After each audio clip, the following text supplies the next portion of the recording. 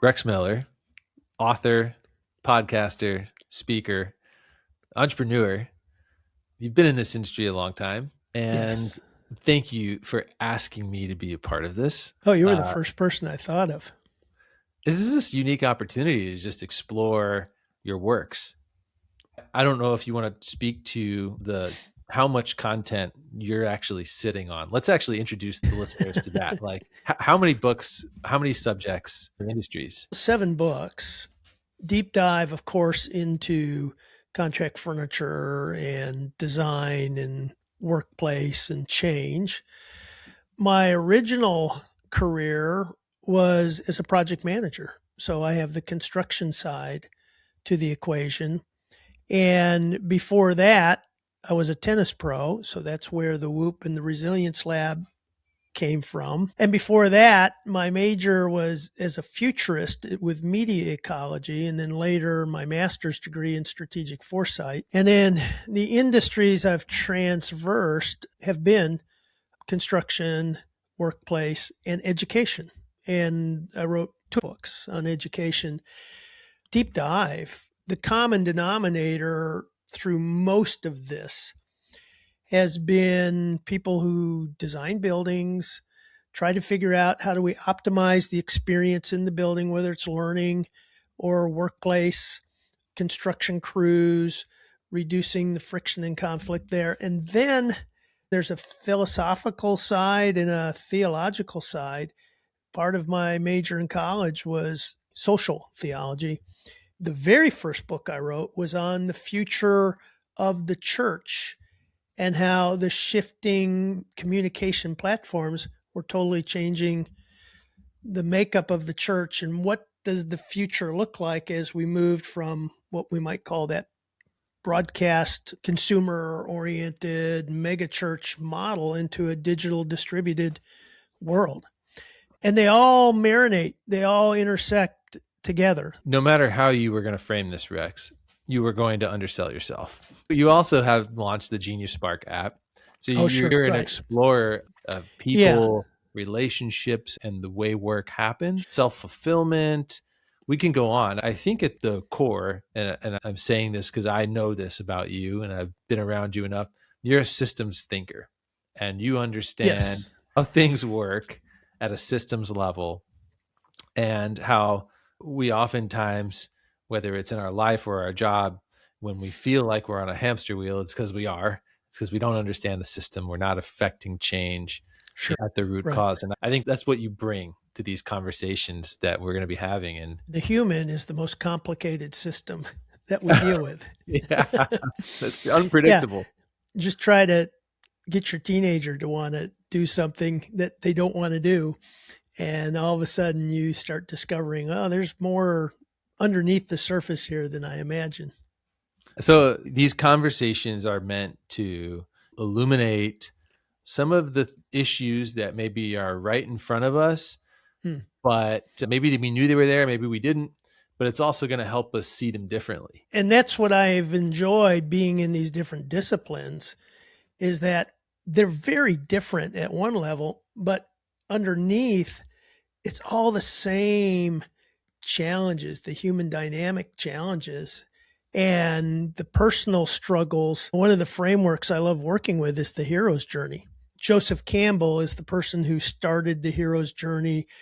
He was a mythologist, which is hard to say quickly, but we know the hero's journey because of George Lucas and Star Wars.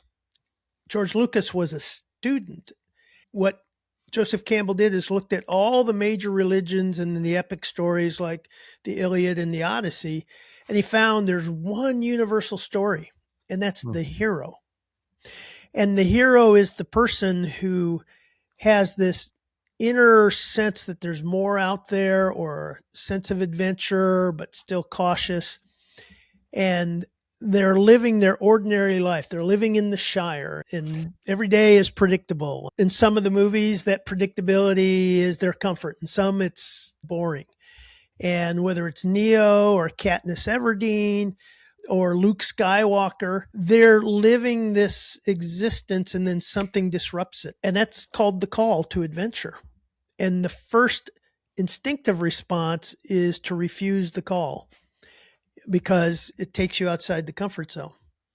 And whether it's circumstances or somewhere along the line, a guide comes along and gets you over what's called the threshold. And the threshold is going from this ordinary, predictable world into the unknown world of adventure. And as you go through that, you find allies and adversaries and shapeshifters, and you have to fight forces on the outside and forces on the inside. And at some point in time, you get to a point and say, how did I get into this? And how do I get out of this? And why did I ever make this decision in the first place? And that is the cave of despair, or when Gandalf goes down with the dragon and never to be seen again. And all of a sudden he pops up again, and then there's a resurrection, and it's Jonah, or it's Pinocchio, or it's whatever. These are universal patterns. And we were having a conversation in the car a couple of years ago. And I think I asked the question, they said, things are running really smooth. And to me, that's a signal that, okay, something's going to come up, the call to adventure. Yeah. And we had that conversation in the car. And so we do that with clients too, especially clients that are struggling or going through transition. And part of it is to find out that inner part, the longing that they have, or the frustration or the constraint. I had a call yesterday with somebody. They were startup companies, loved their role, enjoyed it, and it was bought out. Now their role's not clear anymore. They're a little confused. And I said, well, let's first get clarity about what you naturally do best and enjoy most. And then let's explore why you can't stay where you're at, because you're not tapping into any of the things that engage you. And it gave clarity. And the decision was, I do need to change. And a lot of people stay in that limbo stage for so long. But it's a great framework. It's going to happen with your kids. It's going to happen with everybody. That's one of the frameworks I came out of college with. Actually, I love it. I love the hero's journey, just because as you explain it, it's okay, this is a recipe. It exists. And you can quickly see yourself on a map now, where before it was really hard to understood where you stand. Am I moving towards something or not? Or is there a way out? And it's, this is going to follow a pretty formal curve that everyone's going to go through, at some point. Sure.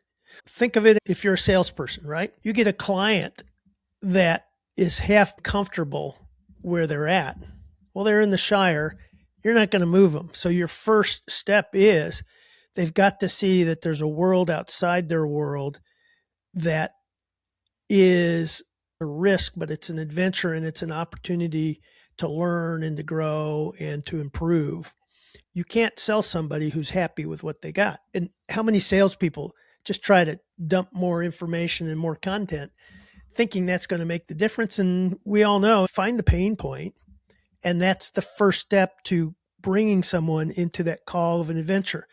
The second part of the sales process is you can't be the hero. They're the hero. You got to make them the hero of their story. And too many salespeople come in as the answer person or the solution provider and as the hero. People want to be heroes in their story. They don't want somebody to just solve all their problems for them. Yeah. Yeah. This sort of framework, it would be interesting to get into a deep discussion on all things this will touch on. This is just one example of all the places we'll go in these conversations. Rex, I know we had a topic teed up for today. Yes. Fair to say we should just go there? Yeah, let's do it. Awesome. All right. And I'll say one of the things that brought the topic up was an individual who really emulated and led his company in what we're going to talk about, who passed away a couple weeks ago. His name's Bob Chapman, and the company is Barry Waymiller. And so part of my journey was the chance to get to spend a day with him and hear his story and see what he did with his company and take part in their leadership training. We're going to be referencing the Healthy Workplace Nudge. Yes. Do you want to give us some context in terms of, there we go, what year take us through even just the epiphany of why did we need to write a book in the first place? Yeah, great question. And it wasn't an intention. So it goes back to a book previously called Change Your Space, Change Your Culture. And so coming out of the real estate crash, CBRE lost 90% of their stock value. As they were pulling up into around 2010, 2011, they were considering a new headquarters project in downtown Los Angeles. And Lou Horn, who was the president of the Southern California division, said, what got us here isn't going to get us forward. He said that we're a company that works in silos. We've got the traditional broker, art of the deal, and the brokers have a privileged status. Most of the brokers were in private offices, and they had gatekeepers. And he said, for us to go forward, we need to rethink who we are, and we need to become a team. And so everybody was on board with that idea. Let's leverage the retail group, the institutional group, the industrial group, the corporate group, but nobody ever shares information, and legal's over here and accounting's over there. The first step was we want to be a team. Everybody liked it. And then it was, let's open the environment up. And then people got a little cautious. And then when he said his vision was, we're going to get rid of most of our private offices, that was when Over My Dead Body came up. And so he took his hero's journey and led them on a discovery process. The bottom line is that they had only one private office in the whole building for the CFO, which Lou didn't think that would ever happen. But the process of engaging everybody in discovery broke it up into 8 study action groups around different topics like furniture and technology, hospitality, sustainability, and wellness. I wrote about it in that book, and it was so successful that they had 15,000 visitors in 18 months. So Lou was buying all these copies of the book. When I went to interview them, he referenced this little line that we are the very first well-certified corporate space. I had never heard of that before. Nobody had. They were the first. And I wrote it in the book, didn't think anything. And then he orders like 1,000 copies of the book. And I call him up and said, what's going on? He said, that little story you shared has become a real magnet. And we've had 15,000 visitors. And I said, I missed the story. So I went out there and I said, okay, I got to see what's really going on. They accidentally ran into this whole wellness thing because they were going to this non-addressed activity-based work design neighborhoods. And one of the big challenges is that people didn't want to sit at a desk that somebody else had sat, the germs. Yeah. Delos had developed this ultraviolet wand to clean at MGM casinos.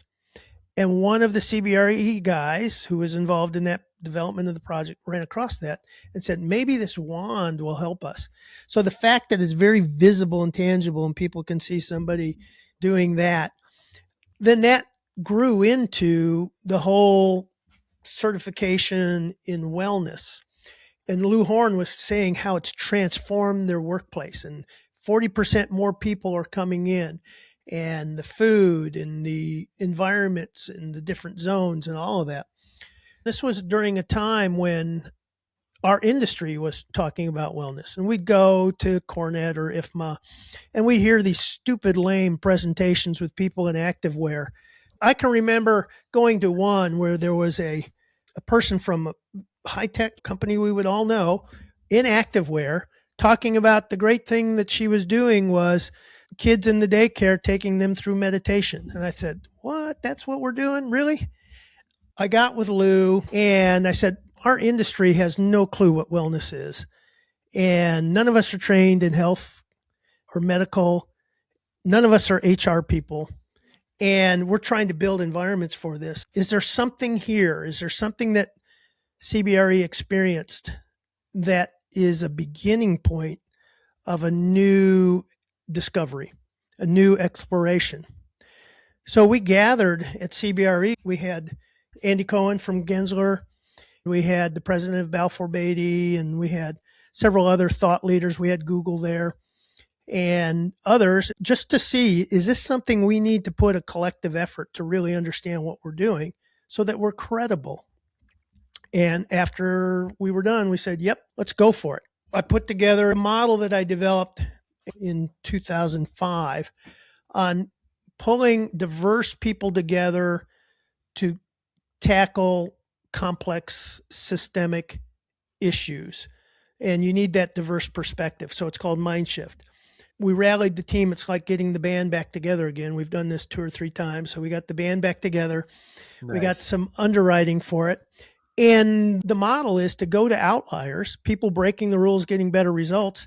And what is it you're doing? How are you getting away with it? Why isn't legal or accounting or HR shutting you down? How are you surviving all that? And how are you scaling it? We were more interested in those kind of questions, and we did that. And the big news, we originally thought that wellness programs is what we want to help sustain.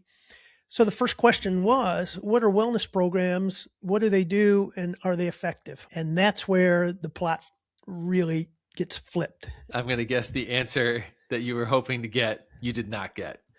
No. And it was, oh my gosh, wellness programs don't work. Yeah. I meet with Soren Matke, who did a 15-year study at the Rand Institute on the effectiveness in wellness programs. And I've got the transcript, and he's Austrian. And I said, so are you telling me that wellness programs don't work? And he says, well, it depends on what you mean by work. And so he said, if you mean that it lowers cost and improve health outcomes, they don't work. And I said, okay. And then met with Dr. Roizen 2 days, who was the chief wellness officer at the Cleveland Clinic. And then met with Al Lewis, who is the father of disease management, which is a big deal in corporations managing risk. The thing he created, he disavows it. And he's a Harvard grad. And then met with Tom Emmerich, who was head of benefits and HR for Burger King, British Petroleum, and Walmart. Oh, wow. And and so I drove out to his little farm in Arkansas. We spent a couple days. He likes certain kinds of bourbon and cigars. And so we talked all about what is the solution and what's the problem. Quite frankly, the problem is alarming. 95% of corporations have no clue as to how big the problem is or how to address it. Now, when you say the problem, let's be specific. What chronic disease. Yeah. 70% of the U.S. population has one or more forms of chronic disease. And when you see what the ripple effect is, and these are most of them, not all of them, but most of it is a lifestyle choice. And so when you look at the ripple effect of the medical costs, the lifetime medications and the knee replacements and the hip replacements and the cognitive decline that comes from these kind of chronic things, and then the loss of just effectiveness and productivity and the sicknesses and all, it's incredible. And it's growing at a 7% compounded rate. We tracked it from 1960. And Dr. Roizen did this research. And when he showed me his slide decks and the numbers and the logarithmic growth and all this stuff, and he had to translate it for me because he's got doctor speak. The first day I was with him, I was shell-shocked. This is an existential threat. At the time that I wrote the book, U.S. health costs were $3.2 trillion. The book came out in 2017. We're now at $3.8 trillion. Wow. Just let that sink in. And 80% of that cost is to treat chronic illness. So you talked a lot about wellness, but there's a bigger word. You also talk about well-being. What's the difference between those, and should companies care? Huge. We've got the cart before the horse. We're talking wellness, but it's the stress. You have to have well-being. So imagine, and this is a metric any company could do. The metric should be that a person can look forward to going into work, do their best work during the day, leave home satisfied and better off than they came in and looking forward to coming back the next day. Just the first phrase, looking forward to getting to work. Like that in itself is a very powerful phrase. If you could just solve that, how much can be unlocked? Not to mention all the productivity gains and things like that, but in terms of just how it would change your outlook and your feelings and what you manifest in your own physical body. Did you know that heart attacks go up 20% on Mondays? You had told me. That's crazy. Yeah. Did you know that work is the 5th leading cause of death? Overwork is the 5th leading cause of death. In fact, Japan has a word for it called karoshi, which is death by overwork. So, well, how do I begin to internalize this? Okay, I'm listening to this, let's say. Yeah. How do I know if I am in that category of risk? What are the telltale signs that I should look for? Sometimes you're just in it. Yeah. You just run it. You're going through the motions at work. That's sign number 1. Your coping behaviors after work are not healthy. So smoke, drink, comfort food, sedentary.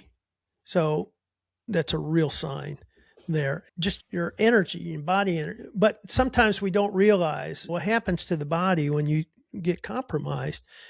You suboptimize. In other words, I was with a group of teachers going through a workshop, and they did this resilience study. So this is another book. This is the one on education and mental health.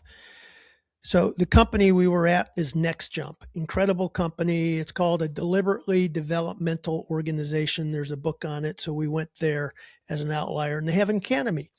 And one of the first things they do is they give a resilience test to all the participants. And so it was for teachers. So I'm in the peanut gallery watching all this going on. One of the tests they do is a blood pressure test. They take your blood pressure laying down, and they take your blood pressure when you stand up. Your blood pressure should go up when you go up because you're demanding more from your heart.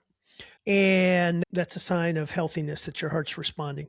They did another test called an Optigate. In other words, it's this device that you walk on, and it looks at your balance as you walk. And they have you walk slowly and walk quickly. And so someone who is well balanced, that's real efficiency in energy management. And then they had a third test. There's a company that earns $10 million in revenue per employee. Okay. Google brings in $1 million per employee, $1 million of profit. And this company gets $10 million of profit per employee. So they have a lot of money to spend on incredible thing. We went into a room where they had a guided meditation nap session that we had together. So these are teachers from New York City, and they're never going to experience anything like that. And then it dawned on the group when they analyzed all the metrics. So the 2 founders of the company came in and said, we've done a huge disservice. We've shown you all this stuff. None of it you're ever going to be able to experience. And when we looked at the stats, this is the least resilient group we've ever had, and they've had 75 sessions. Wow. They said 75% of you, we don't know how you get up in the morning. And 25% of you, you're ready to pop. This is the value of having done this in different domains. In my mind, I'm going, that's fight or flight. And so the other thing too, I said, oh, this might explain Gallup's numbers that 70% are disengaged. Maybe it's not disengagement. Maybe it's burnout and fatigue, but it looks like disengagement when you do an assessment. So this sent us down a whole rabbit hole of research on this. And then as they were sharing the numbers, you started seeing this cathartic wave amongst the teachers of heavy breathing and shoulders hunched. And someone said, so I'm not supposed to feel like crap every day.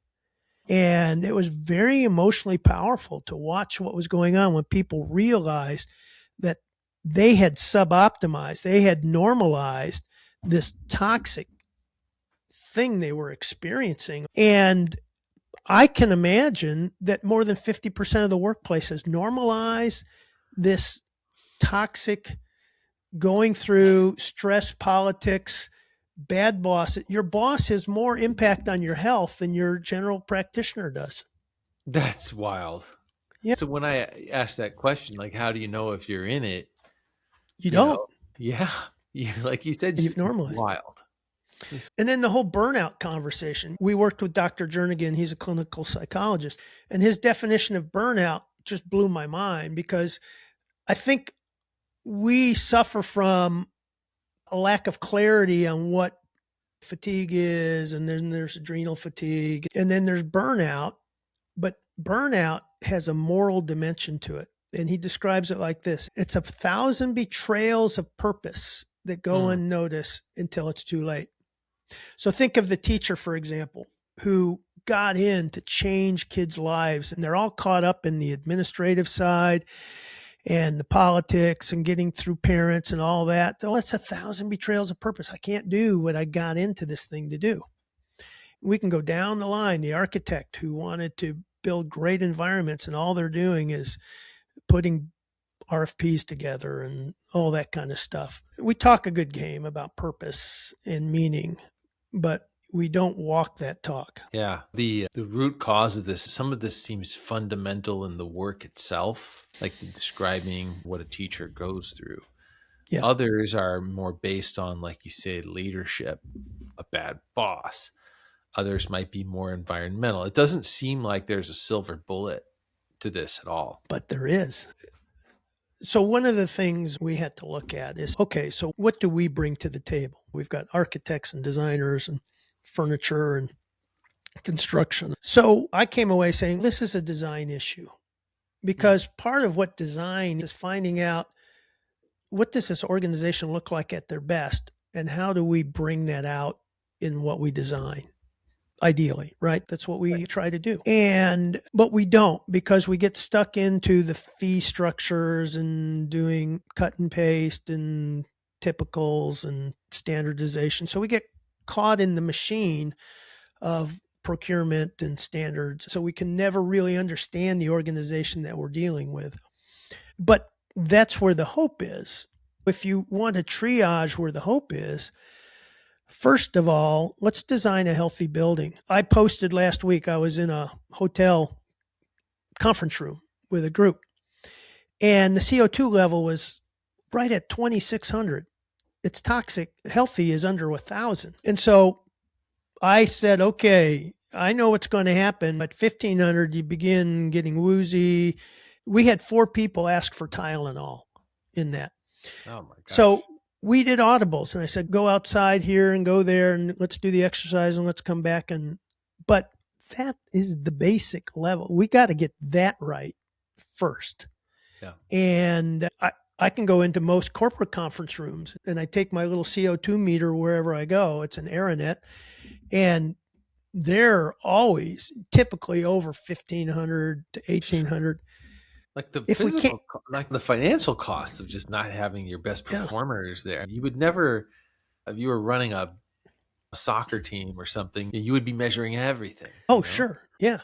If everybody just read Joseph Allen's book, Healthy Buildings, and did that, boom, huge. Let's just get the basics right. Clean air, sunlight, water, navigatable spaces. And so that's the recipe that we looked at in the healthy workplace. And behavioral economics. If people need to move more, there's this whole practice of nudges.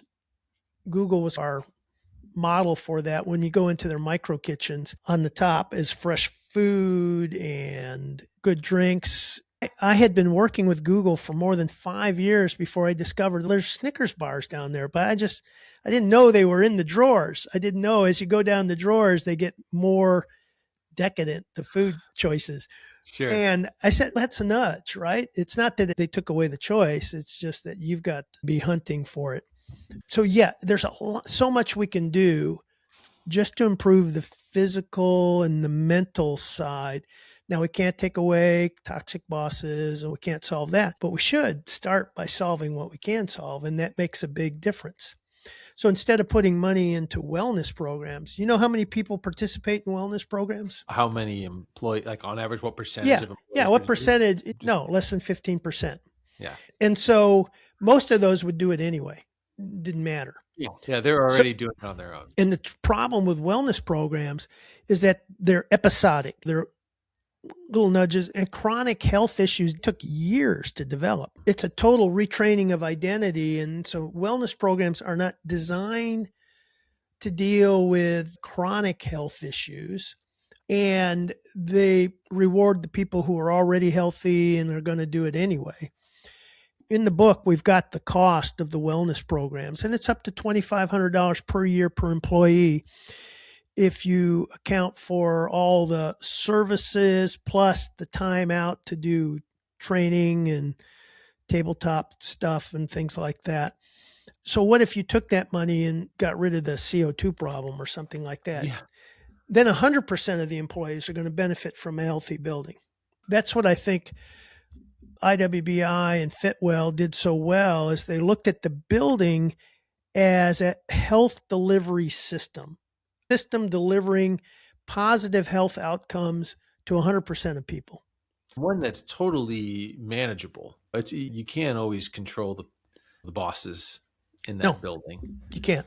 But what you can control, you should. But we need to be grounded in what's the problem, what's the toolkit, and not get the whole wellness industry, $4.5 trillion industry. And of course, a lot of that is the high lifestyle, cold plunge stuff like that. But the corporate stuff there is $100 billion in the US, at least, on wellness programs that don't work. So we dug into this difference of well-being and wellness. We've touched on what might be one of the biggest things within our control, which is the building. Yeah. Can you talk about the coat check? What? The coat check of basically you show up at work and you leave here's my personal life. I'll check that at the door. Okay, got it. That I know you understand so well. And why is that hard for us to create cultural change around, like, people have lives outside work? Yeah. Oh gosh. Change. That's the hardest thing. And we're all going through that with this whole AI thing. How do we shift our culture? And so a lot of it is it's identity. It's who you are. So we have to first deal with human beings, not human doings. So let's deal with our identity and our fit. And we have to have congruence. So leadership has to walk the talk. Every building that you go into tells you a story. It has a voice, right? It tells you what's important here, who's important, what we do, how things flow. So it's either clear or it's not clear, right? The message is clear or not clear, or it sends conflicting messages. Again, I'm going back to the design. These are things that if we just get these things right, alignment with the building and who the organization is or who the organization wants to be, and then taking people through a journey of fitting in to the new place. The biggest problem is the whole psychological safety issue. It's Amy Edmondson's work. That's the number one element. The psychological safety, or Lencioni's vulnerability-based trust. If I'm in a team and I don't agree with it, do I speak up or not? We want people to use their discretionary efforts, their agency, to improve and move the things forward. But it's a whole lot safer just to sit back and let the disruptive people that want to hijack the meeting or whatever, and then just keep my head down and go do my work, because there's no real reward or incentive in most teams and most organizations to stop the flow of the meeting, pause the agenda. In Toyota, pull the andon cord, stop the assembly line. You have to have a culture that allows frontline factory worker can stop the whole assembly line because they see something that doesn't work or isn't right. And why is it that it's hard to bring well-being into the boardroom? Like, why? Because what it took to get people to get there. You got there by stepping over lots of people. And there's a phenomenon too that your mirror neuron is that ability to feel what someone else is feeling, right? That's that thing that when you see someone fall on a bicycle, you go, ooh. Some people like to watch those TV shows that just specialize in pratfalls and stuff like that. I'm not sure their mirror neuron works. They're getting too much joy out of that. They're not feeling they're just love to see, quote, losers go through their pain. Yeah. So here's what happens. You and I are buddies. We work together. We've commuted together. We go to the lunchroom together. And now all of a sudden, Doug gets promoted. Yay, I'm happy for you. And then you go, oh, Rex, you've been a good friend, but I also know that you don't always work full time. And now you're my boss. So you've got to make some hard choices. And every time you make a hard choice, that mirror neuron atrophies or deadens, so that by the time people get to the top, they have no clue what it's like to be a single mom caring for their parents with a kid that has autism or some special need, and she's the sole breadwinner of the family. Wow, that was deep. And that is, wow. I immediately want to make sure I don't atrophy this mirror neuron. Like, how do I make tough decisions when I need to, but not betray my future self and become this hardened thing that doesn't know the world? Yeah. And we've all seen friends or colleagues go up that ladder, and all of a sudden they become different, don't they? Yeah. I know exactly what you're talking about. And the politics, the Game of Thrones, it becomes a survival thing. Is that a cost worth bearing? Is that? Everybody has to ask that question. Most people don't even think that question, because I was on the treadmill going up and up and had my last opportunity at a dealership to retire. And then the dot-com crash, fortunately, brought me back down to earth, humbled me tremendously, near bankruptcy, demoted. And I had to rediscover who I was through the process, because I took the next opportunity and I never even thought, is this a fit with who I am? Does it align with my values? Now, some people are much more grounded than I probably was going through that, but it's an easy thing to fall into, because when we're young, we're wired to be ambitious and take risk and go for it and push and drive and push and drive and push and drive. And then all of a sudden we find out, whoa, this thing I was doing now it's a lifestyle. Now I've got kids that are hitting middle school and stuff like that, and they never see me. And now the pressures at work sometimes collide and come home with me, and I'm not sure my kids are always glad that I'm home, type of thing. I'm speaking from real experience here.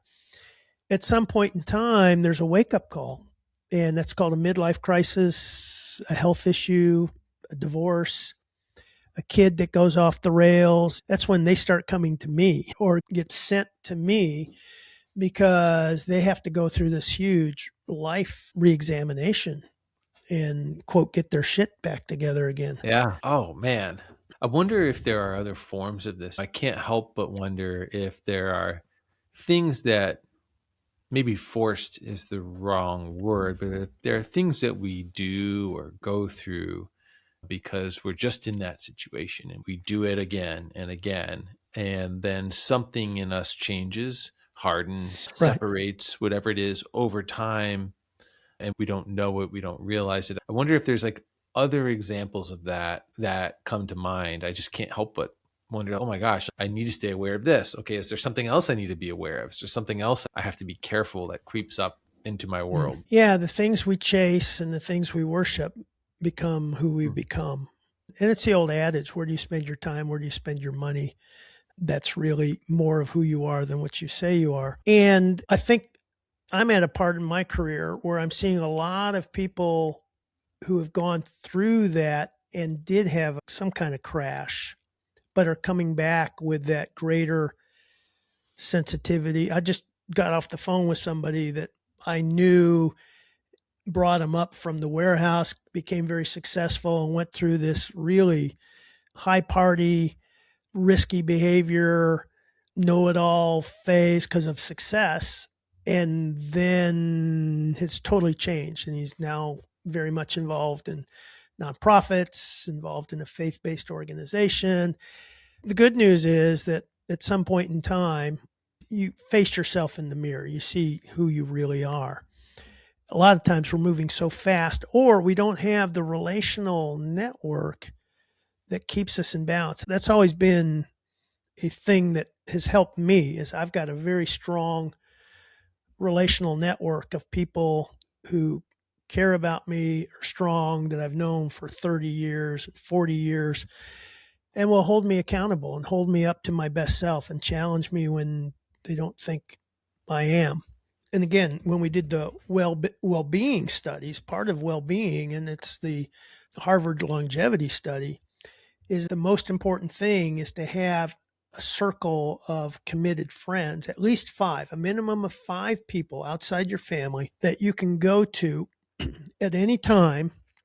You're stuck on a highway at 2 a.m., one of them will come and get you.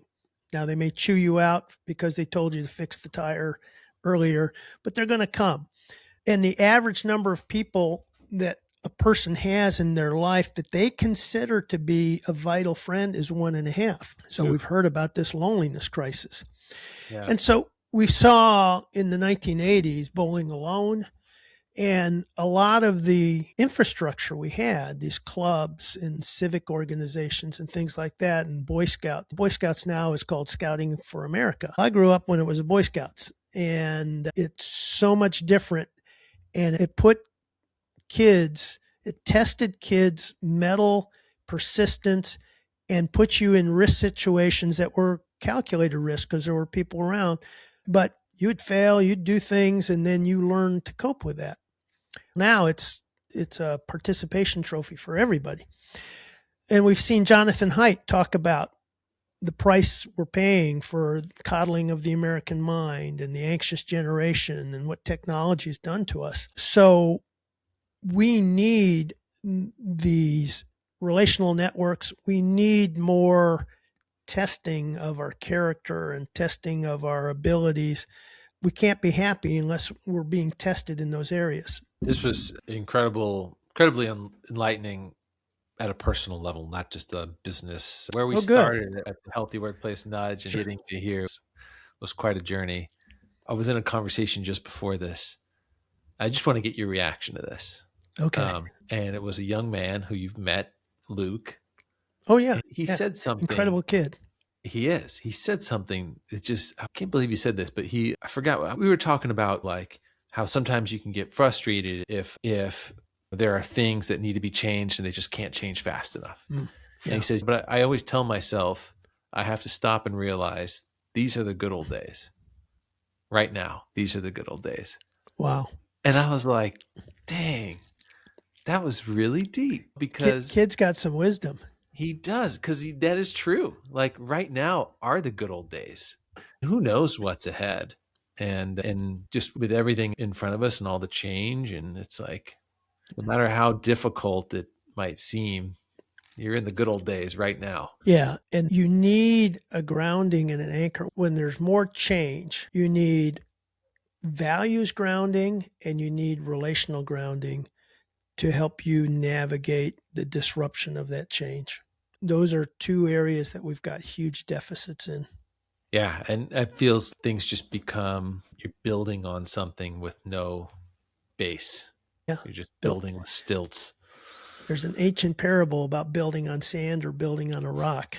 All I saw in my mind was shaky. Yeah. It's an ancient paradigm. Yeah. Or ancient parable. Yeah. Rex, it's always fun to pick your brain. Thanks. Yeah. And it's fun for me too. As you said, a lot of this stuff is just inside and I never think about it until a moment where we get into a conversation like that. And then for me, I enjoy seeing all these different experiences come back and reprocessing it again in the moment. And so I appreciate that too. I need that. I need someone to poke and then see what comes out. What are we talking about next time? Oh gosh.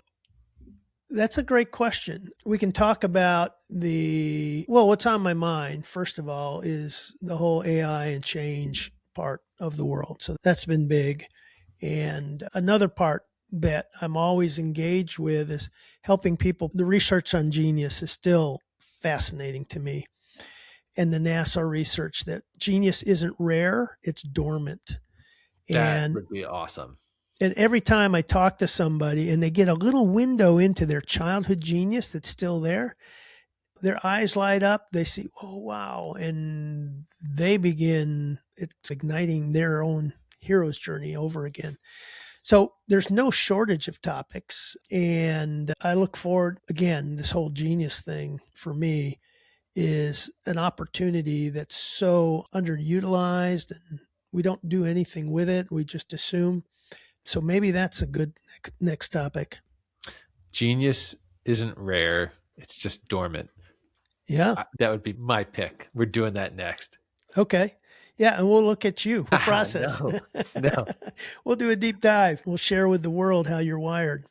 Let's pick someone way more interesting. I find you fascinating. You've navigated through a lot of the corporate things and still smile every day and have a positive thing to say to people. And your family is your top priority. I see you walk that talk. Absolutely. That's hard to do. So there's a lesson for all of us to learn with that, because I did not learn that lesson when I was your age. That means a lot, Rex, that you see that in me. I appreciate that. Yeah, you bet. Very good. Okay. So this is a wrap.